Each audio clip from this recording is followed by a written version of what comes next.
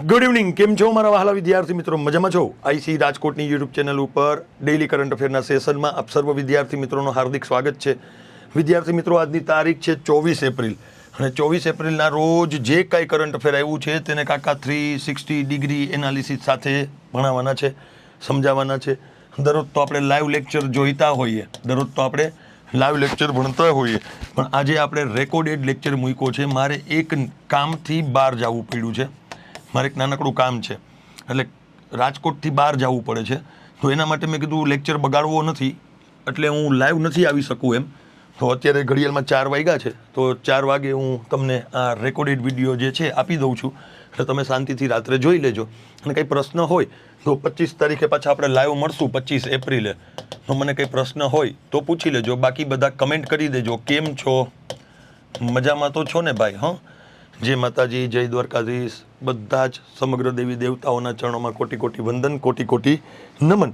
હવે વાતો તો થશે નહીં, રેકોર્ડેડ વિડીયો છે, તો ભણવાની શરૂઆત જ કરીએ આપણે બધા. ચલો ભણવાની શરૂઆત કરીએ ને. પહેલો વહેલો ન્યૂઝ તમારી સ્ક્રીન ઉપર છે વિદ્યાર્થી મિત્રો. પહેલો વહેલો ન્યૂઝ છે, આંતરરાજ્ય જળ વિવાદ છે. બે રાજ્ય વચ્ચે જળ વિવાદ ચાલી રહ્યો છે. બે. હવે આ બે કયા રાજ્ય? તો કે છત્તીસગઢ અને ઓડિશા. છત્તીસગઢ અને ઓડિશા, આ બંને રાજ્ય વચ્ચે મહાનદીને લઈને વિવાદ છે. મહાનદી, આમ તો ભારત દેશની અંદર ઘણી બધી નદીઓને લઈ અને વિવાદ ચાલે. જો કોઈ નદી એક દેશમાંથી નીકળતી હોય અને બીજા દેશમાં જતી હોય તો એને આપણે સામાન્યતઃ આંતરરાષ્ટ્રીય નદી કહીએ, કે એક દેશમાંથી બીજા દેશમાં જાય અને દેશો વચ્ચે વિવાદ હોય, જેમ કે ભારત અને પાકિસ્તાન વચ્ચે સિંધુ, ઝેલમ, ચિનાબ, રાવી, બિયાસ આને લઈને વિવાદ છે.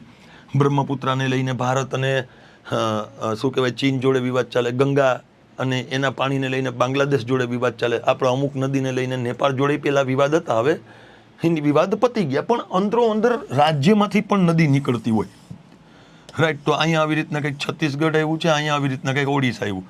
છત્તીસગઢની અંદર અહીંથી આમ નદી નીકળે ને આવી રીતના આમ નદી બંગાળની ખાડીમાં જાય અને આપણે મહાનદી કહીએ. મહાનદી શું કહીએ? મહાનદી. મહી નથી, મહી નહીં, હા મહી નહીં. હં, જે 23.5 ડિગ્રી ઉત્તર કર્કવૃતને 2 વાર ઓળંગતી નદી જે છે 23.5 ડિગ્રી ઉત્તર, એ મહી. આ મહી નથી, આ મહા છે. મહાનદી જે છે, આના ઉપર ઓડિશાની અંદર ભારત દેશનો સૌથી લાંબો બંધ હીરાકુંડ બંધ બનાવવામાં આવેલો છે. આ નદીના પાણીના બટવારાને લઈને માથાકૂટ છે. આપણે નકશામાં જોઈએ, રાઈટ. સિયોનાસ, હાસડો, માંડ, આવી બધી જે છે એની સહાયક નદીઓ છે. ઓકે, આગળ જ છે, તો આપણે આગળ જ જોશું. ચલો, તો આ બધી નદીઓને લઈને વિવાદ છે. હવે આ વિવાદને અટકાવવા માટે ભારત દેશના બંધારણની અંદર અનુચ્છેદ 262 અંતર્ગત આંતરરાજ્ય નદી જળ વિવાદ માટે વાત કરી છે. એના માટે કાયદો બનાવેલો છે 1956ની અંદર. અને આવા વિવાદોના નિપટારણ માટે ટ્રિબ્યુનલની રચના થાય. કેની થાય? ટ્રિબ્યુનલ. એટલે ટ્રિબ્યુનલ એવું કીધું છે કે અમે અમારો ફાઇનલ ચુકાદો આપીએ કે કઈ નદીનું પાણી કેટલું વાપરશે, છત્તીસગઢ કેટલું વાપરશે, ઓડિશા કેટલું વાપરશે. એની પહેલાં હજી તમારે બેન કંઈ વાતચીત કરવી હોય તો કરી લો, પછી ન કહેતા. મારો ચુકાદો ફાઇનલ રહેશે, અંતિમ રહેશે. તો ફરી વખત ચર્ચામાં એવું છે, જોશું. આવી જ રીતના આપણે જોઈ ગયા હતા કે કર્ણાટક અને તમિલનાડુ વચ્ચે જે કાવેરી નદીના પાણીને લઈને વિવાદ છે, ચાલે જ છે, રાઈટ. અહીંયા આપણે જોવા જઈએ તો ગુજરાત, મધ્યપ્રદેશ, મહારાષ્ટ્ર અને રાજસ્થાન વચ્ચે વિવાદ ચાલુ છે, રાઈટ. નર્મદા નદી અને તેની સહાયક નદીઓ જે છે ઉપરથી રાજસ્થાનમાંથી ગુજરાતમાં આવતી એ બધીને લઈને વિવાદ ચાલે. ઘણી બધી વિવાદો ચાલે છે, ઘણી બધા, રાઈટ. આવી જ રીતના તમે ઉપર જાઓ તો પંજાબ હરિયાણા વચ્ચે બિયાસ ને એવી બધી નદીઓને લઈને માથાકૂટો ચાલે. એટલે ચાલુ જ છે એમ. ભારત દેશની અંદર મેજોરિટી રાજ્ય અંદરો અંદર નદીના પાણીના બટવારાને લઈને માથાકૂટ કરે. કારણ કે આપણી પાસે બહુ મોટો દરિયા કિનારો તો છે, પણ દરિયા કિનારાનું પાણી કેવું હોય? ખારું હોય. અને એનો ઉપયોગ તમે ખેતી માટે નથી કરી શકતા. તમારે ઉપયોગ કરવો જ હોય પાણીનો તો તમે નદીના પાણીનો ઉપયોગ કરી શકો છો, પીવા માટે, જમવાનું બનાવવા માટે, ખેતીની અંદર, ઉદ્યોગોની અંદર. તો પાણીના લઈને બટવારાને લઈને માથાકૂટ થાય જ છે. તો આને જોશું આપણે શું કહેવા માગે છે. બીજો, સ્માઇલ યોજના. સ્માઇલ, આ યોજનાનું નામ છે ને એવું જ એનું કામ છે. આ યોજનાનું જેવું નામ છે એવું જ એક કામ છે આનું. સ્માઇલ, લોકોના મોઢા ઉપર સ્મિત લઈ આવવાનું કાર્ય કરે, લોકોના મોઢા ઉપર હસવાનું આવે એવું કાર્ય કરે. આના મુખ્ય 2 ઘટક છે. એક તો ટ્રાન્સજેન્ડર જે છે, ટ્રાન્સજેન્ડર એમને સશક્ત કરવા, એને મજબૂત બનાવવા, સમાજની અંદર સશક્ત કરવા, રાઈટ, સશક્ત કરવા. બીજું, બેગર ફ્રી બેગર ફ્રી સિટીનો ઉદ્દેશ્ય છે. બેગર ફ્રી એટલે ભિક્ષાવૃત્તિ ફ્રી આવા સિટી બનાવવાનો ઉદ્દેશ્ય છે, બેગર ફ્રી.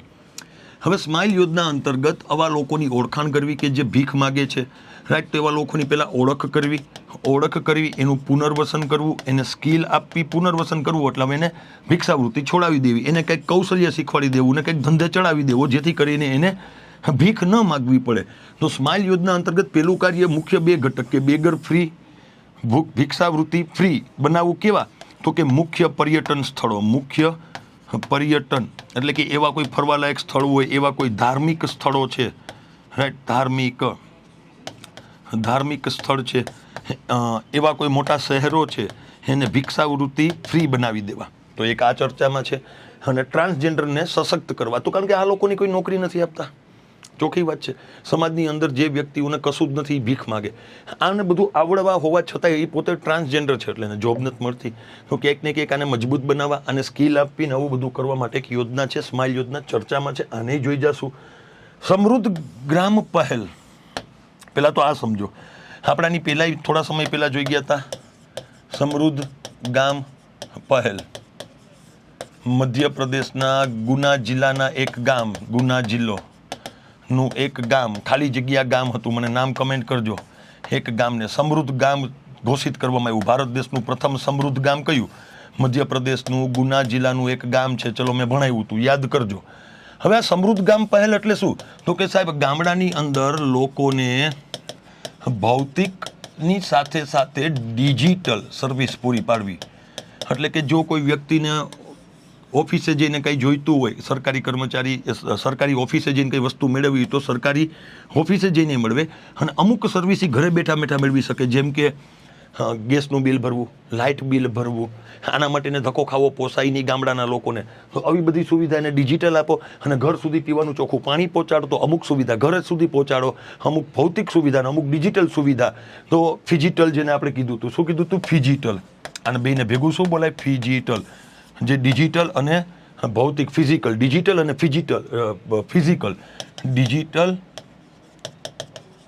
પ્લસ ફિઝિકલ,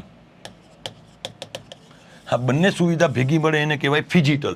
તો આવી સુવિધા પહોંચાડવા માટે સમૃદ્ધ ગામ પહેલની શરૂઆત કરી હતી. સમૃદ્ધ ગામ પહેલ મધ્યપ્રદેશના ગુના જિલ્લાનું એક ગામ આવશે. કમેન્ટ કરજો બધા, ઓફલાઈનમાં હું વાંચીશ રાત્રે લેક્ચર જોતા. ઓકે. હવે આ જે યોજના છે ને, સમૃદ્ધ ગામ પહેલ, એને WSIS પુરસ્કાર 2026 માટે નામાંકિત કરવામાં આવી. બહુ મોટી વાત કહેવાય. ભારત દેશનો એક કાર્યક્રમ કે જે ઇન્ટરનેશનલ લેવલના એક પુરસ્કાર માટે નોમિનેટ કરવામાં આવ્યો કે ભાઈ આ સમૃદ્ધ ગ્રામ પહેલ બહુ સારી છે. સરકારનો વિચાર, ઉદ્દેશ્ય બહુ સારો છે. હવે કેટલી હદે કામ થાય છે પછીનો પ્રશ્ન છે, પણ આ કર્યા જેવું છે એમ, જેથી કરીને ગામડાના લોકો ગામડું મૂકીને શહેરોની અંદર આવે નહીં. ગામડાના લોકો ગામડું મૂકીને શહેરમાં આવેનું મેઇન કારણ શું? તો કે બધી સુવિધા નથી મળતી, સુખ નથી મળતું, હોસ્પિટલ નથી હોતી, બાળકોને ભણવા માટે શિક્ષણ નથી હોતું, રોજગારીના સાધન નથી હોતા. તો આ બધી વસ્તુઓ અમુક ભૌતિક ને અમુક ડિજિટલી એને પ્રોવાઈડ કરી દો તો એ ગામડું છોડવા માગતા નથી. તો એના માટે એવોર્ડમાં નોમિનેટ કરવામાં આવ્યા છે. આને ભણશું. હવે મુંબઈ અને અમદાવાદ બુલેટ ટ્રેન માટે બેસાલ્ટ લેસ ટ્રેક સિસ્ટમ. જો આ બેસાલ્ટના ખડકો હોય અને લેસ એટલે કે બેસાલ્ટના ખડકો વગરની ટ્રેક સિસ્ટમ. આપણે જે પાટા ઉપર ટ્રેન ચાલે એ સામાન્યતઃ આવી હોય. આ બેસાલ્ટના ખડકો છે, દેખાય? એના ઉપર આવી રીતના બીમ ભરી, ઓલા શું કહેવાય, ચોકઠા ભરી મૂકી દે, એના ઉપર આવી રીતના પાટા લગાવી દે, એના ઉપર આવા પાટા માર્યા હોય, માર્યા ને. આ આપણી સામાન્ય પટ્ટો છે. પણ બુલેટ ટ્રેન જે છે ને બહુ સ્પીડમાં ચાલતી હોય, એમાં આ પાટા ન ચાલે. તો બુલેટ ટ્રેન માટે આવા જે સ્લેબ કહેવાય. અને શું કહેવાય? જે સ્લેબ. શું કહેવાય? જે સ્લેબ. નીચે પેલા સ્લેબ જેવું ભરે, એના ઉપર પાછી કોન્ક્રીટની ચાદર આવે, અને એ અવડા મોટા બ્લોક હોય. જો અવડા મોટા બ્લોક હોય, એમાં પાટો અહીંયા ફિટ કરી દે, તો આને જે સ્લેબ કહેવાય. જે સ્લેબ ટ્રેક સિસ્ટમ. જો અહીં દેખાય આવી રીતના. તો ભારત દેશની પ્રથમ બુલેટ ટ્રેન અમદાવાદથી મુંબઈ કયા દેશની મદદથી બનાવીએ? તો કે જાપાનને. લોને જાક્સા નામની એજન્સીએ જ આપી આપણને. જાપાનની એક એજન્સી છે જાક્સા, એને જ લોન આપી છે. અને આપણે ભારત દેશની પ્રથમ બુલેટ ટ્રેન ચલાવીએ છીએ. પ્રથમ બુલેટ ટ્રેન ક્યાંથી ક્યાં? તો કે અમદાવાદથી મુંબઈ, 2 શહેરો વચ્ચે દોડશે, રાઈટ. અને એની અંદર જે સ્લેબ વપરાશે એને કહેવાય જે સ્લેબ ટ્રેક સિસ્ટમ.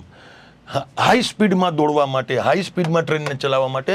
તો હમણાં રેલ મંત્રી જે છે એનાનો વિડીયો જાહેર કર્યો કે જો ભારત આવું કરી રહ્યો છે, આવી ટેકનોલોજી છે, તમે કહો છો બુલેટ ટ્રેન આમ ચાલશે અને આમ, બહુ સરસ મજાનો વિડીયો છે. તો વિડીયો છે અને આ બહુ ચર્ચામાં હતું. એટલે મને એવું લાગ્યું કે એટલું બધું ડિટેલમાં નહીં જાય, પણ કદાચ પૂછી લઈ તો એકાદી પરીક્ષામાં, ભાઈ આનું તો નક્કી નહીં. એટલે મને તો એમ લાગ્યું કે આ પૂછાય એવું છે જ, પણ મને એમ લાગે કોન્સ્ટેબલમાં ન પૂછે પણ સીસીઈમાં પૂછી લે અથવા તો જીપીએસસીમાં પૂછી લે કે આ જે સ્લેબ નામનો શબ્દ ચર્ચામાં હતો કેની સાથે જોડાયેલો હતો, કે બુલેટ ટ્રેન સાથે.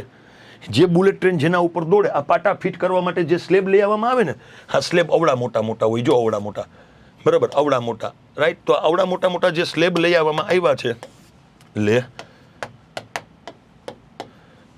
આવડા મોટા મોટા આવડા સ્લેબ હોય, તો આ સ્લેબને કહેવાય જે સ્લેબ. એટલે એ ચર્ચામાં છે. તો આપણે આને થોડુંક ડિટેલમાં નહીં, થોડુંક જોઈ જશું. હાલો, ભારત અને શ્રીલંકા વચ્ચે ચોથી એક્સરસાઇઝ શ્રીલંકાના કોલંબોમાં થઈ છે. DIVEX. આ એક્સરસાઇઝ કયા બે દેશ વચ્ચે થાય કમેન્ટ કરજો બધા. ભારત પ્લસ શ્રીલંકા ચોથી છે. કેટલામી? ચોથી. અને ભારતના જહાજો જે છે, ભારતના જહાજો એ શ્રીલંકા ગયા. ક્યાં ગયા? શ્રીલંકા, કોલંબો, ભાગ લેવા માટે, રાઈટ. એના પછી કરંટ ઇન શોર્ટ્સ છે, ટૂંકા ન્યૂઝ છે. કરંટ ઇન શોર્ટ્સની અંદર આપણે જોઈએ તો આર્કિયોલોજીકલ સર્વે ઓફ ઇન્ડિયા કોણાર્કના સૂર્ય મંદિરને, ઓડિશાની અંદર આવેલું કોણાર્કનું સૂર્ય મંદિર, એના પુનર્વસન માટે, રીડેવલપમેન્ટ માટે, એમ એના માટે એને એક પ્રોગ્રામ ચલાવ્યો. સાદી ભાષામાં કહું તો હવે એનું સમારકામ કરવું છે, એમ સમજ્યા. ઓડિશાના અંદર આવેલું, બરાબર, તો કોણાર્કનું સૂર્ય મંદિર, એનું એને સમારકામ કરવું છે, વ્યવસ્થિત એને પહેલાંની જૂની પેટર્નથી જે રીતના બન્યું છે એવી રીતના એને ફરી બનાવવું છે. હાલો, વિશ્વની અંદર સૌ પ્રથમ દેશ કયો કે જેને સોશિયલ મીડિયા ઉપર પ્રતિબંધ મૂક્યો? સોશિયલ મીડિયા ઉપર પ્રતિબંધ મૂકનારો પ્રથમ દેશ કયો આવશે? બધા કમેન્ટ કરજો. અત્યારે ચર્ચામાં છે એક દેશ છે જેને એવું કીધું, તુર્કી. અમારા દેશની અંદર 15 વર્ષથી નાની ઉંમરના બાળકો જે છે એના માટે સોશિયલ મીડિયામાં આઈડી બનાવવું, એમાં એજ વેરિફિકેશન કમ્પલસરી કરી નાખ્યું. એજ વેરિફિકેશન કમ્પલસરી. ઓકે, જો એ નાનો બાળક છે તો એના માટે એવું એકાઉન્ટ બનશે તો એના માતા પિતા જે છે, એ એકાઉન્ટનું એક્સેસ પોતાની પાસે રાખી શકે. એટલે તમે તમારું વોટ્સઅપ ખોલો તો તમારા મમ્મીને ખબર પડે કે તમારું વોટ્સઅપ તમે ખોલ્યું. તમે યુટ્યુબની અંદર જે વિડીયો જોતા હોય, તમારા પપ્પાને ખબર જોવું હોય કે મારા દીકરાએ કયો વિડીયો જોવો તો એ જોઈ શકે. એને અહીંયાથી બંધ કરવું હોય તો એ બંધ કરી શકે. તો આવો દેશ બન્યો ટર્કી. કોણ બન્યો છે? ટર્કી. કોણ બન્યો છે? ટર્કી. ટર્કી જે છે ભારત દેશની અંદર, વિશ્વની અંદર એક એવો દેશ બન્યો કે જેને સોશિયલ મીડિયા માટે 15 વર્ષથી બાળકો માટે રિસ્ટ્રિક્શન લગાવી દીધું, થોડા ઘણા અંશે બેન પણ કરી દીધું. એ યુટ્યુબ હોય, એ ફેસબુક હોય, એ ઇન્સ્ટાગ્રામ હોય, એવું બધું છે. તો સોશિયલ મીડિયા પર પ્રથમ દેશ કયો કે જેને પ્રતિબંધ મૂક્યો હતો? તો કે ઓસ્ટ્રેલિયા. કયો?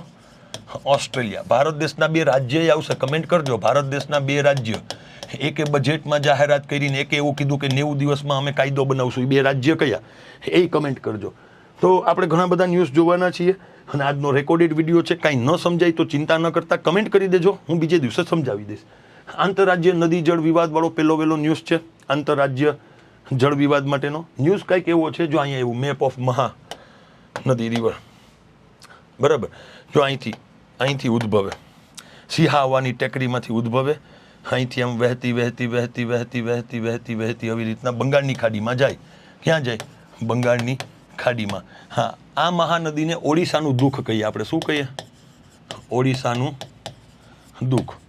ઓડિશાનું દુઃખ કહીએ. મહાનદી જે છે કેનું દુઃખ છે? ઓડિશાનું દુઃખ છે. તો હવે ઘણી બધી નદીઓ, ઘણા બધા દુઃખ છે. જેમ કે બિહારનું દુઃખ કોને કહેવાય? બિહારનું દુઃખ, સોરો ઓફ બિહાર. આસામનું દુઃખ, પશ્ચિમ બંગાળનું દુઃખ. હા, ઓડિશાનું તો જોઈ ગયા. ઓડિશાનું દુઃખ, સોરો ઓફ ઓડિશા. હા, તો આમાં કઈ આવશે? મહાનદી આવશે, દામોદર આવશે પશ્ચિમ બંગાળ માટે, આસામ માટે આવશે બ્રહ્મપુત્ર આવશે, અને બિહારના દુઃખ માટે આવશે કોસી, 7 સ્ટ્રીમ ઓફ રિવર. તો આટલી બધી નદીઓ છે કે જે રાજ્ય માટે દુઃખ કહેવાય. નદી હંમેશા સુખદાયી હોય. નદી હંમેશા કેવી હોય? સુખદ હોય, હંમેશા સુખ જ આપે. પણ અમુક નદી એવી હોય કે એમાં ભયંકર પૂર આવે અને તમે આખી જિંદગીમાં કમાયેલી વસ્તુ હોય બધી તણાઈને વહી જાય, તમારા સગાવાલા સંબંધી વહી જાય, ઘણાના જાનુ દીકુ બકા સોના તણાઈને વહી જાય. તો દુઃખ થાય ને યાર કે મારી જાનું જતી રહી, મારો બકો જતો રહ્યો થાય ને, તો આ દુઃખ થાય. તો આ દુઃખ જે છે એટલા માટે આ દુઃખદાયી છે, કારણ કે આમાં બહુ ભયંકર પૂર આવે. બહુ બિહારની અંદર કોશી તો એટલી તબાહી મચાવે કે ન પૂછો વાત. દામોદર ઓછી, આસામની અંદર બ્રહ્મપુત્ર આવી તબાહી મચાવે, અને ઓડિશાની અંદર મહાનદી બહુ તબાહી બચાવતી હતી. એટલા માટે તો ભારત દેશનો સૌથી લાંબો બંધ બનાવ્યો આ નદી ઉપર, નદીના પૂરને રોકવા, બરાબર, હીરાકુંડ, એટલે જ બનાવ્યો ને. તો આપણે આને જોઈ જાય છીએ.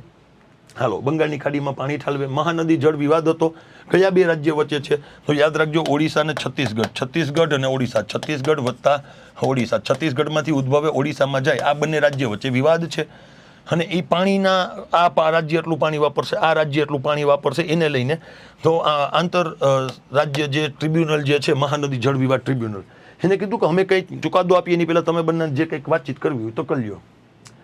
હા, તો વાત તો બેસ વાત છે. ભારત દેશનો બંધારણનો અનુચ્છેદ 262 યાદ રાખજો. હવે ભારત દેશના જે 80% મીઠા પાણીનો ઉપયોગ આપણે કૃષિમાં જ કરીએ, રાઈટ. એના વગર એ નદીના જળને લઈને બહુ મોટી માથાકૂટ છે સાહેબ. હવે સૌથી મોટો પ્રશ્ન એ છે, રાઈટ, કે આ આંતરરાજ્ય નદી જળ વિવાદ થાય છે શું કામ? તો કે પહેલાં એક તો ભૂગોળ અસમાન છે. ભારત દેશ કંઈ ફ્લેટ નથી, ગમે અહીંયા ટેકરીઓ છે, નાના મોટા પઠાર આવેલા છે, નદીઓ વળાંકવાળી છે, ફિક્સ પાથ નથી. એટલે ભૂગોળ જ એક એવી છે કે જે નદીઓના પાણીના બટવારાને લઈને આપણે કશું કંઈ કરી શકીએ એમ નથી. બીજું, સીમાઓનો મેળ નથી થતો. સીમાઓનો મેળ તો ખાવો જોઈએ ને. આપણે નથી કહેતા કે ભાઈ અહીંથી મારો હેડો, અહીંથી તારો હેડો. ખેતરમાં અવાજ વિવાદ હોય ને, બરાબર, તો પછી ઉપરથી બધાને માપતા આવે ને કોકને છેલ્લે ભોગવવું પડે. તો એના જેવી જ માથાકૂટ છે. પાણીની વધતી માંગ છે, કારણ કે બધા રાજ્ય અત્યારે જે છે ફૂલ સ્પીડમાં વિકાસ કરી રહ્યા છે, નવા ઉદ્યોગો સ્થપાઈ રહ્યા છે, નવી નહેરો નીકળી રહી છે, એટલે પાણીની ખૂબ તંગી છે બધા રાજ્યને, એટલે બધાને માથાકૂટ થાય છે.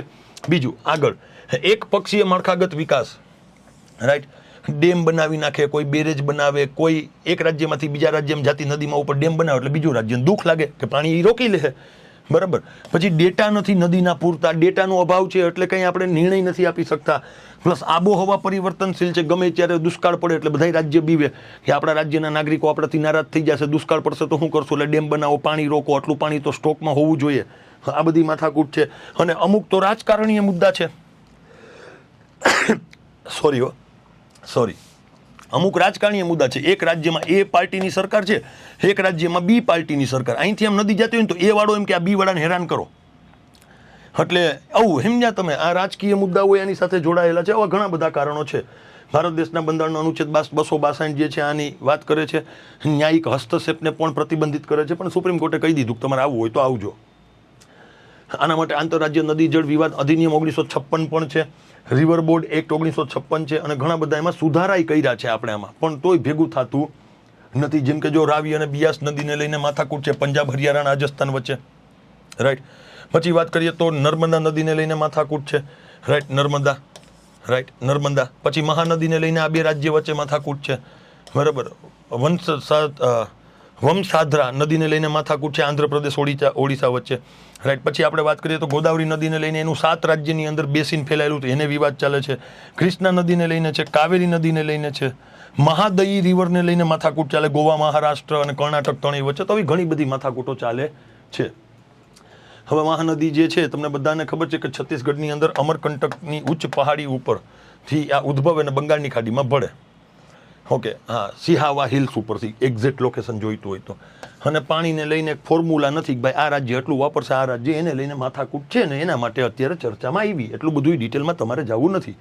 જો સ્માઇલ યોજના આવી, કઈ સ્માઇલ મોસ્ટ આઈએમપી છે, મને તો આવી યોજનાઓ વાંચવી પણ બહુ ગમે, રાઈટ. આ બધા ટ્રાન્સજેન્ડર અને વ્યક્તિઓ છે. સ્માઇલ યોજના બેગર જે ભીખ માગતા હોય એવા અને ટ્રાન્સજેન્ડર માટે યોજના છે. વંચિત અને સંવેદનશીલ સમુદાયનો બધી રીતે પુનર્વસન થાય, સામાજિક પુનઃ એકીકરણ થાય, સમાજ એને અપનાવે અને એને પ્રોત્સાહન આપે, એના માટેની આ યોજના એટલે કે સ્માઇલ યોજના વર્ષ 2022માં શરૂ કરવામાં આવેલી. Support for marginalised individual for livelihood and enterprise. આપણે વ્યક્તિગત રૂપે આને સપોર્ટ કરશું. આજે હું ગામમાં નીકળું અને તમે બધા મને બોલાવો, તો તમે બોલાવો શું કામ? તો કે હું તમારો એક તો સર છું, હું તમને ભણાવું છું. બીજું, તમે મને ત્રીજું એક કારણ એ પણ છે કે મેં સારા કપડાં પહેર્યા હશે, બરાબર, એટલે તમે મને બોલાવશો. હવે હું આજે ફાટેલ તૂટેલ કપડાં પહેરીને રસ્તા ઉપર 10 દિવસ નાયા ધોયા વગર બેઠો હોય તમે મને નહીં બોલાવો. માણસની વૃત્તિ એવી છે, માણસ અંદરથી કેટલો ચોખ્ખો છે એ નથી જોતું. માણસ અત્યારે એ જ જોવે કે બારોબાર એને કપડાં કેવા પહેર્યા છે. આ જોઈને માણસ એકબીજાને માપે, રાઈટ. અને આ જજ કરે છે દુનિયા કે તમે કેવા કપડાં પહેરો છો, તમે કેવા ચશ્મા પહેર્યા છે, તમારી દાઢી કરાવેલી છે, તમારા વાળ કપાવેલા છે. બહેનોમાં આ જ છે, સારા કપડાં પહેર્યા છે બહેનોએ, તો જ બોલાવે. એટલે હું ઘણી વખત એક શાયરી બોલું છું કે મેં સસ્તા કપડામાં મોંઘો અને મોંઘા કપડામાં સસ્તો આ માનવ જોયો છે. સમજજે મારી વાત. હું બોલ્યો સસ્તા કપડામાં મોંઘો માનવ અને મોંઘા કપડામાં સસ્તો માનવ મેં જોયો છે આ દુનિયામાં દોસ્ત. અને ખાલી કપડાથી જ માણસની ઓળખાણ ન હોય, માણસના વિચારોથી માણસની ઓળખાણ હોય, માણસના કાર્યથી માણસની ઓળખાણ હોય.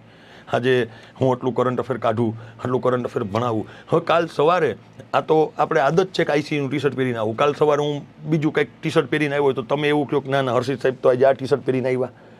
કપડાથી માણસની થોડીક ઓળખાણ હોય, માણસની ઓળખાણ કપડાથી થોડી હોય. કાલ શર્ટ પહેરીને આવું, ભણાવતો હોય અહીંયા, તમે કહો આજ તો કેમ હર્ષિત સાહેબ ટી શર્ટ પહેરીને નથી આવ્યા, લે તો નથી ભણવું, એવું ન હોય. માણસની ઓળખાણ માણસના કાર્યથી હોય. અહીંયા એવું જ કરીએ છીએ આપણે. કોઈ ગરીબ માણસ હોય તો એના કપડાં, એને તૂટેલ ફાટેલ કપડાં પહેર્યા હોય, 2 દિવસથી નાયો ન હોય, એટલે આપણે એને અડતાય નથી. બટ ઓબ્વિયસ વાત છે, તમે હાઇજીનનું એક પર્પઝથી વિચારો છો, પણ એનાથી ઓળખાણ ન હોય એમ. એટલે આવા જે વ્યક્તિઓ છે એને મદદ કરવી આપણે. આના 2 ભૌતિક પાસાઓ રાખ્યા સરકારે. કેટલા રાખ્યા? 2 ભૌતિક પાસાઓ રાખ્યા. એક ભીખ માંગવાના કાર્યમાં રોકાયેલા લોકોને તેમની સંમતિથી ઓળખ કરવી. એટલે કે પહેલાં તો જે ભીખ માંગતા હોય ને તો એને પહેલાં એની સંમતિ લેવાની, પછી એની ઓળખ કરવી, અને પછી એનું પુનર્વસન કરવું, સમજ્યું, રિહેબિલિટેશન કરી દેવું. અને ટ્રાન્સજેન્ડર વ્યક્તિઓનું સશક્તિકરણ કરવું. આ પહેલો ના બીજો પોઈન્ટ. પુનર્વસન કરવું એટલે કે એમાંથી એને બહાર કાઢવા. એને બહાર કાઢવા કઈ જગ્યાએથી કાઢશું તો કે કોઈ ધાર્મિક સિટી હોય, કોઈ પ્રવાસી શહેર હોય, કોઈ ઐતિહાસિક શહેર છે તો એને ભિક્ષાવૃત્તિ ફ્રી બનાવવા. કારણ કે વિદેશમાં જઈને પછી આપણી ઇમેજ ખરાબ થાય છે. વિદેશી લોકો ધાર્મિક સિટીમાં સોમનાથ આવ્યા હોય, ત્યાં આવા વ્યક્તિઓ છે, દેશ છે, એ હકીકત છે, સ્વીકારવાની વાત છે, છુપાવવાની વાત નથી કરતો, પણ એટલીસ્ટ આપણે એનું પુનર્વસન કરી શકીએ. અને હું તો એમ કહું આટલા શહેરોની આખા દેશની અંદર કોઈ ન હોવું જોઈએ, રાઈટ.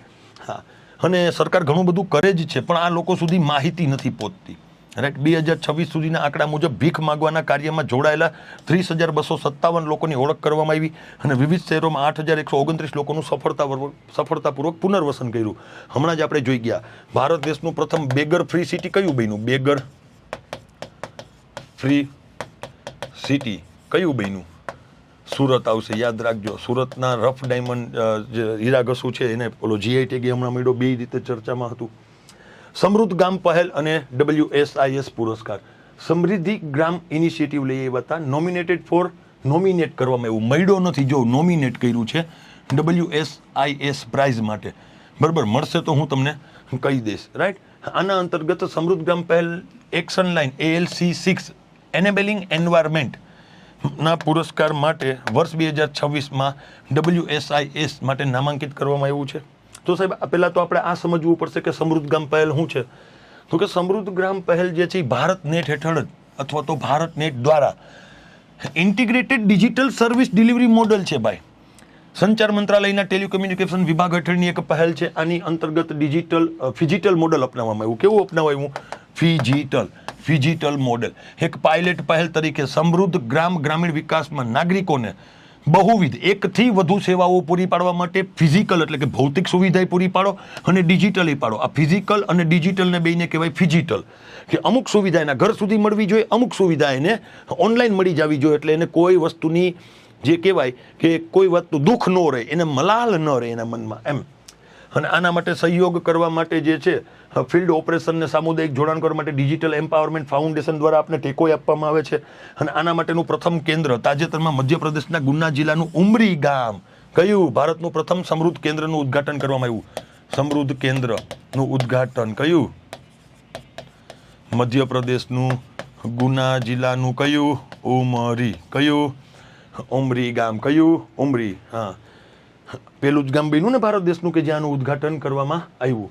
WSIS મંચ world summit of the information society, અને આ 2004માં આની સ્થાપના થઈ હતી કે આખા વિશ્વની અંદર કોઈ પણ ગામડાની અંદર IT રિલેટેડ સેવાઓ પહોંચાડતા હોય કોઈ પ્રોગ્રામ દ્વારા, કોઈ યોજના દ્વારા, કોઈ પોલિસી દ્વારા, તો એમાં જે સારામાં સારી પ્રેક્ટિસ હશે એને અમે અહીંયા નોમિનેટ કરશું ને એવોર્ડ બેવોર્ડ આપશું. તો એના માટે આપણી જે છે કઈ સમૃદ્ધ ગ્રામ પહેલ એ આની અંદર નોમિનેટ કરવામાં આવેલી છે. મુંબઈ અમદાવાદ બુલેટ ટ્રેન માટે બેસાલ્ટ લેસ ટ્રેક સિસ્ટમ મેં અહીંયા દેખાડી, તમને ફરી વખત દેખાડી દઉં. Basalt less track system, basalt less track system લઈ આવ્યા છીએ. ફરી વખત દેખાડું, બેસાલ્ટ લેસ, બરાબર. જો એક આ સિસ્ટમ છે કે જેની અંદર પથ્થરો મૂકીને આપણે ટ્રેન ચલાવીએ, એ નહીં, આ નહીં, આવી આમાં પથ્થર નહીં હોય, એમનું આવી રીતના સરસ મજાની રીતના ગોઠવણી કરી આને બેસાલ્ટ લેસ ટ્રેક સિસ્ટમ કહેવાય. બુલેટ ટ્રેન માટે છે. ભારત દેશની પ્રથમ બુલેટ ટ્રેન અમદાવાદથી મુંબઈ ચાલવાની છે. ક્યાંથી ચાલવાની છે? અમદાવાદથી મુંબઈ, મુંબઈથી અમદાવાદ, અહીંથી અમદાવાદથી મુંબઈ જશે, મુંબઈથી અમદાવાદ આવશે. પ્રથમ bullet train Mumbai Ahmedabad high speed rail corridor. જાપાનની શિન્કનસેન ટ્રેન લઈ આવ્યા. જાપાને આપી છે આપણને, અને કઈ આપી છે? શિન્કનસેન ટેકનોલોજી ઉપર આધારિત જે સ્લેબ બેસાલ્ટ લેસ, બેલાસ્ટલેસ ઉભા રહ્યો, બેસાલ્ટ, હા બેસાલ્ટ લેસ ટ્રેક, જે slab basalt less track system છે, રાઈટ. તો આ લઈ આવ્યા છીએ. જે સ્લેબ શું છે ભાઈ? તો કે ભાઈ મેં તમને દેખાડી જાય લખ્યું છે. હવે આની અંદર ઓલી બુલેટ ટ્રેન છે ને ફૂલ સ્પીડમાં ચાલતી હોય ને બુલેટ ટ્રેનને ચાલવા માટે કાંકરાના પથ્થરવાળા સ્લેબ ચાલે નહીં, એટલે આવી લઈ આવ્યા છે. આમાં બીજું કાંઈ નથી, ખાલી એટલું યાદ રાખજો કે આની સાથે જોડાયેલું છે. હાલો, ભારત અને શ્રીલંકા ડાઇવિંગ એક્સરસાઇઝ ડાયવેક્સ 2026 થઈ છે, રાઈટ. ભારત શ્રીલંકા ડાઇવેક્સ એક્સરસાઇઝ 2026ની ચોથી આવૃત્તિમાં ભાગ લેવા માટે ભારતીય નૌકાદળનું જહાજ INS નિરીક્ષક કોલંબો, શ્રીલંકાના કોલંબોમાં પહોંચ્યું. ઓકે, આ ચોથી એક્સરસાઇઝ છે. ભારત અને શ્રીલંકા બંને વચ્ચે થાય. આ વખતે ચોથી ક્યાં થાય છે? શ્રીલંકાના કોલંબોમાં. કયું જહાજ ગયું? INS નિરીક્ષક જહાજ જે છે એ કોલંબો પહોંચ્યું છે. ચોથી આવૃત્તિ છે, રાઈટ.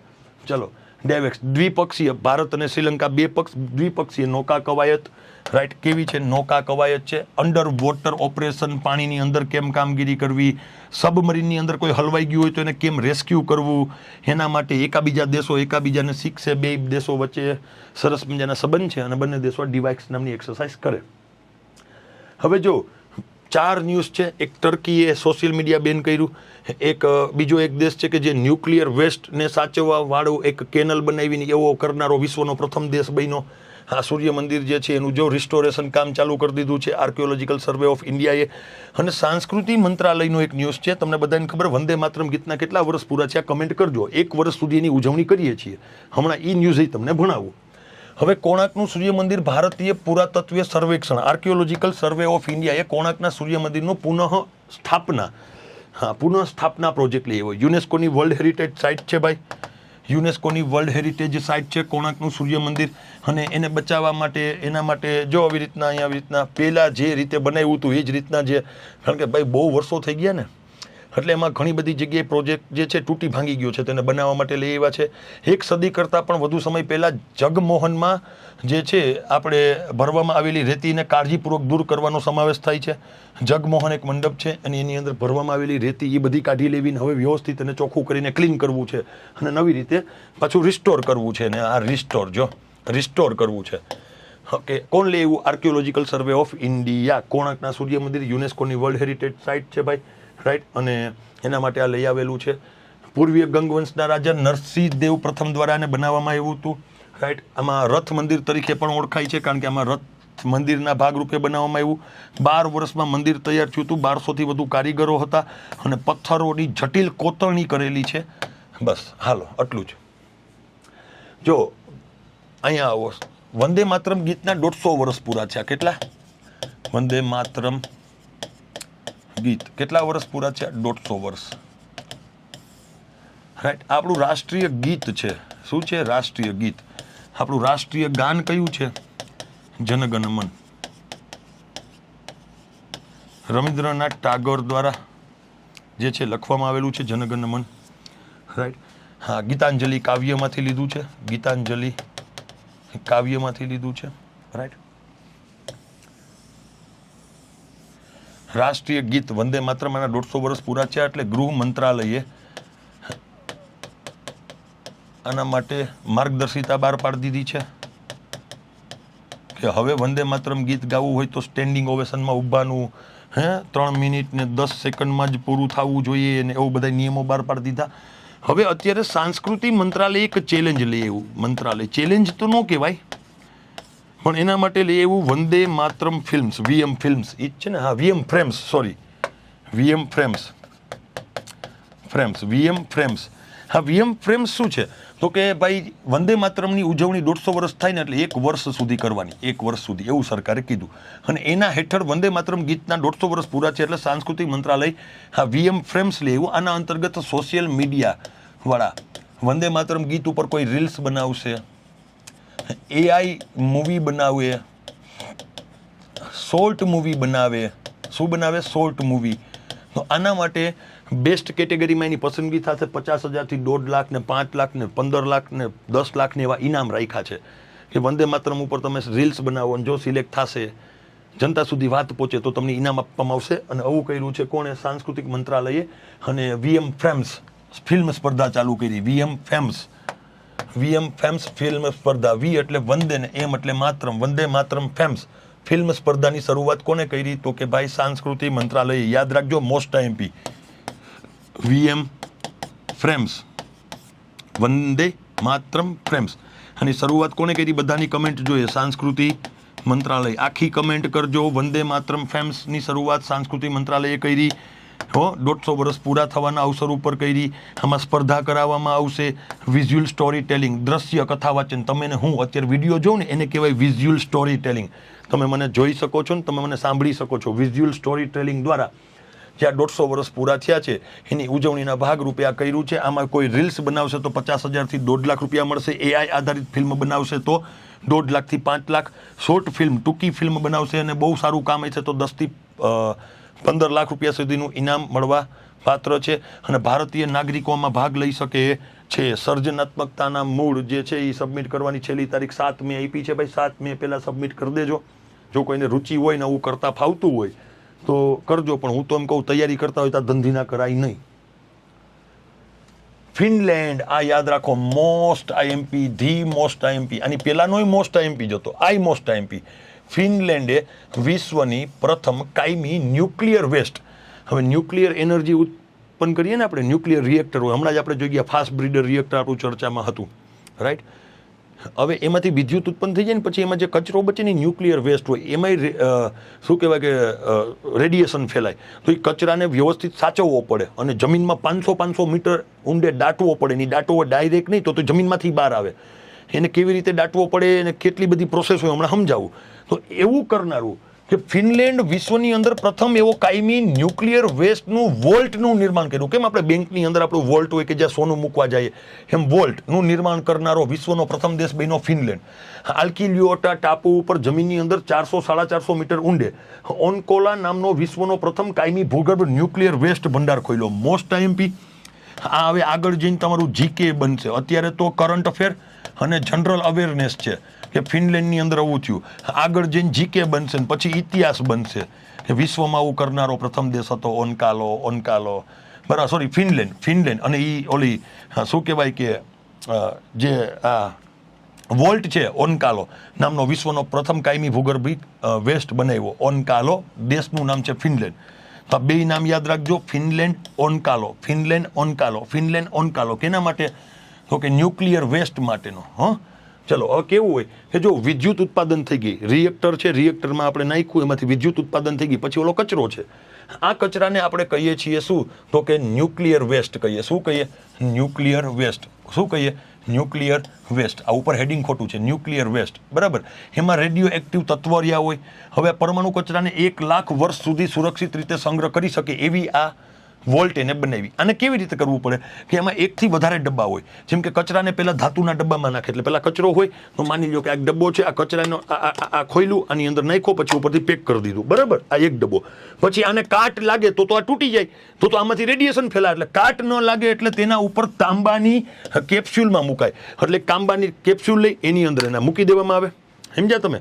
તાંબાની કેપ્સ્યુલ લઈ એના ઉપર એના મૂકી દેવામાં આવે. ઓકે, પહેલાં આમાં નાખ્યો, પછી તાંબાની કેપ્સ્યુલમાં મૂક્યો, પછી એમાં ભેજ અને પાણીથી અટકાવવા માટે બેન્ટોનાઇટમાંથી કવર કરી અને 1.9 અબજ વર્ષ જૂના ખડકોના જે ઊંડો ખાડો કરી અને 400-500 મીટર નીચે દાટી દેવાનો. એટલે પહેલાં આની અંદર નાખવાનો, એના ઉપર આપણે શું ચડાવવાનું? તાંબાની કેપ્સ્યુલ. પછી એમાં ભેજ ન લાગે એટલે બેન્ટોનાઇટનું પરત ચડાવે. 3 ડબ્બા અલગ અલગ હોય, અલગ અલગ ધાતુને એમાં પેક કરી અને પછી આને જમીનમાં 500 મીટર નીચે દાટી દેવાનું. સમજ્યા? 400-500 મીટર. એટલે ત્યાં ભૂકંપ આવે તો આને કાંઈ હેરાન થાય નહીં. અને આવું કરનારો વિશ્વનો પ્રથમ દેશ બન્યો ફિનલેન્ડ. બધા આવું જ કરે, પણ એવી સ્પેશિયલ, બરાબર, એક ટાપુ ઉપર એને ખાણ જ બનાવી નાખી, એક વોલ્ટ બનાવી, દેખાય? એક વોલ્ટનું નિર્માણ કર્યું કે આની અંદર જઈને સીધું મૂકી આવવાનું, એટલે ઉપાધિ જ નહીં. હાલો, તુર્કીએ બાળકો માટે સોશિયલ મીડિયાના ઉપયોગ ઉપર નિયંત્રણ કડક કર્યા. હા, ટિકટોક, ફેસબુક, મુજરા કરવાનું સાધન હોય તો ટિકટોક હો. અહીંયા તો છોકરાય છોકરીઓ બને, મુંજરા કરીને ફેમસ થાય મારા બેટા. યુટ્યુબ, ફેસબુક, ઇન્સ્ટાગ્રામનો ઉપયોગ ઉપર પ્રતિબંધ મૂકતો નવો કાયદો પસાર કર્યો. 15 વર્ષથી ઓછી ઉંમરના બાળકોએ તુર્કીની અંદર સોશિયલ મીડિયાનો ઉપયોગનો પ્રતિબંધ મૂકતો કાયદો લઈ આવ્યા. એને શું કીધું કે ભાઈ પહેલાં તો તમારું એજ વેરિફિકેશન થશે કે તમે 15 વર્ષથી મોટા છો તો ઓકે, નહીં થાય તો તમને નહીં આપવામાં આવે. બીજું, પેરેન્ટલ કંટ્રોલ ટૂલ્સ લઈ આવ્યા. એક એની અંદર એવું એક ફીચર્સ નાખી દીધું કે તમે જે કાંઈ કરો છો એ તમારા માતા પિતા તમારા સોશિયલ મીડિયા ચેક કરી શકે અને રેગ્યુલેટ કરી શકે. તાજેતરમાં એક 14 વર્ષના વિદ્યાર્થી દ્વારા કરાયેલા સ્કૂલ શૂટિંગની દુઃખદ ઘટના બાદ બાળકોના માનસિક સ્વાસ્થ્ય, સાયબર ધમકીઓ અને ઓનલાઈન વ્યસનને અટકાવવા માટે તુર્કીના રાષ્ટ્રપતિ એર્દોગન દ્વારા નિર્ણય લેવામાં આવ્યો છે. બહુ સારી વાત છે ભાઈ. સોશિયલ મીડિયાને જેટલા તમે દૂર રહી શકો એટલા રહ્યો. હા, તો હવે આપણી પરિસ્થિતિ એવી છે કે ભાઈ તમારે મારે ઓનલાઈન ભણવું પડે એટલે હું તમને રાતના કહું છું. બાકી ભાઈ કરંટ અફેર જોયા પછી અને મહત્વનો લેક્ચર જોયા પછી ભાઈ સોશિયલ મીડિયા બંધ કરી દેવાય. બહુ સોશિયલ મીડિયા જોવું સારું નથી. કરંટ અફેર્સ, પ્રશ્નોત્તરી, રાઈટ? પેલો વેલો પ્રશ્ન આપણે બધા જોઈએ. ચલો, આંતરરાજ્ય જળ વિવાદ સંબંધે કયા વિધાન સાચા? 262 સંસદને આંતરરાજ્ય નદી જળ વિવાદો પર કાયદો બનાવવાની સત્તા આપે. ચર્ચામાં રહેલા મહાનદી જળ વિવાદ ઓડિશા અને છત્તીસગઢ વચ્ચે થયો હતો. ચલો, શું આવશે ભાઈ? 1 અને 2 બંને સાચા છે પહેલામાં. ચલો, બીજો, સ્માઇલ યોજના સંદર્ભે 2022માં ચાલુ કરી. Support for marginalised individuals for livelihood and enterprise. ગૃહ મંત્રાલય દ્વારા આનો અમલ કરવામાં આવે.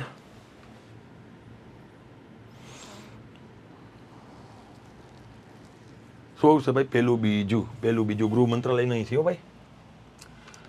સમૃદ્ધ ગ્રામ પહેલ સંદર્ભે કયા વિધાન ખોટા પૂછ્યા? ફિલ્ડ ઓપરેશન ને સામુદાયિક જોડાણ દ્વારા ડિજિટલ એમ્પાવરમેન્ટ ફાઉન્ડેશન દ્વારા ટેકો આપવામાં આવે. બંને રીતે. મધ્યપ્રદેશના ગુના જિલ્લાના ઉમરી ગામમાં પ્રથમ સમૃદ્ધિ કેન્દ્રનું ઉદ્ઘાટન પણ કર્યું. ગામ બન્યું એટલે અહીંયા ઉદ્ઘાટન કર્યું એટલે પ્રથમ ગામ જ કહેવાય. આમ તો પેલું બીજું બંને એક પણ નહીં. શું આવશે? એક પણ નહીં. બંને ખોટા, બંને સાચા છે. બંનેમાંથી એક પણ ખોટા નથી. હો, ચલો. મુંબઈ અમદાવાદ બુલેટ ટ્રેન માટે જે સ્લેબ જે તૈનાત કરવામાં આવ્યું તો આની અંદર વધારે કંઈ ડિટેલમાં નથી જવું. માત્ર એક સાચું, આ ચીનના શિંકનસેન નહીં, જાપાન પાસેથી લીધેલી શિંકનસેનની ટેકનોલોજી ઉપર આપણે અમદાવાદથી મુંબઈથી અમદાવાદ બુલેટ ટ્રેન ચાલશે. Diving exercise. હાલો, ડાઇવિંગ એક દ્વિપક્ષીય નૌકા કવાયત 2026માં ભારત અને શ્રીલંકા વચ્ચે 4થી આવૃત્તિનું આયોજન. ભારતીય નૌકાદળનું જહાજ INS વિક્રાંત તેમાં જોડાણું. ભાઈ, વિક્રાંત એવડું મોટું જહાજ આપણે નથી મોકલું, ત્યાં રહેવા દો. અને અવળું જહાજ મોકલીએ તો શ્રીલંકા બી જાય આપણાથી, પાકિસ્તાન બી જાય છે એને જોઈને. તો આ તો આર્કિયોલોજીકલ સર્વે ઓફ ઇન્ડિયાએ પુનઃસ્થાપન પ્રોજેક્ટ ભારતના કયા પ્રસિદ્ધ મંદિરમાં શરૂ કરવામાં આવ્યો? કોણાર્ક, માર્ટન, મોઢેરા કે કોટાઈ? માર્ટન સૂર્ય મંદિર, મોઢેરા સૂર્ય મંદિર, કોટાઈ સૂર્ય મંદિર કે કોણાર્કના સૂર્ય મંદિરમાં? ક્યાં? કોણાર્કના. VM ફિલ્મ સ્પર્ધા શરૂ કરવામાં આવી. રાઈટ? કયા મંત્રાલય દ્વારા? ગૃહ મંત્રાલય, સંસ્કૃતિ મંત્રાલય. A અને B બંને એક પણ નહીં. ચલો, કોના દ્વારા કરવામાં આવી છે ભાઈ? શું આવશે? સંસ્કૃતિ મંત્રાલય. ચલો, 8મો, કયા દેશે વિશ્વની પ્રથમ કાયમી ન્યુક્લિયર વેસ્ટ વોલ્ટનું નિર્માણ કર્યું? ઈરાન, ઇઝરાયલ, યુક્રેન કે ફિનલેન્ડ? હા, આપણે બહુ ડિટેલમાં સમજ્યા. ફિનલેન્ડ આવશે. કયા દેશે 15 વર્ષથી ઓછી ઉંમરના બાળકોના સોશિયલ મીડિયા ઉપરના ઉપયોગ ઉપર પ્રતિબંધ મૂકતો નવો કાયદો પસાર કર્યો? રશિયા, દક્ષિણ આફ્રિકા, તુર્કી કે જાપાન? તુર્કી. કયો આવશે? એર્દોગન રાષ્ટ્રપતિએ જાહેરાત કરી તુર્કી. ચલો, બધા વિદ્યાર્થી મિત્રોને થેન્ક યુ સો મચ. આજે મારે બહાર જવાનું હતું એટલે આજે હું બહાર જવાનું હતું એટલા માટે રેકોર્ડેડ વિડીયો આપ્યો છે. બાકી રાત્રે 9 વાગ્યે કાલે ફરી વખત લાઈવ મળશું 25 એપ્રિલે. કાલથી પાછું દરરોજ રાત્રે હો 25, 26, 27, 28, 29, 30 રવિવારની રજા. બાકી દરરોજ લાઈવ મળીએ. જ્યારે કંઈ પ્રશ્ન હોય તો પૂછી લેજો હો ને. બાકી આજના સેશનમાં અહીંયા સુધી રાખું છું. આશા રાખું તમને સમજાઈ ગયું હશે. હો, જય હિન્દ, જય ભારત.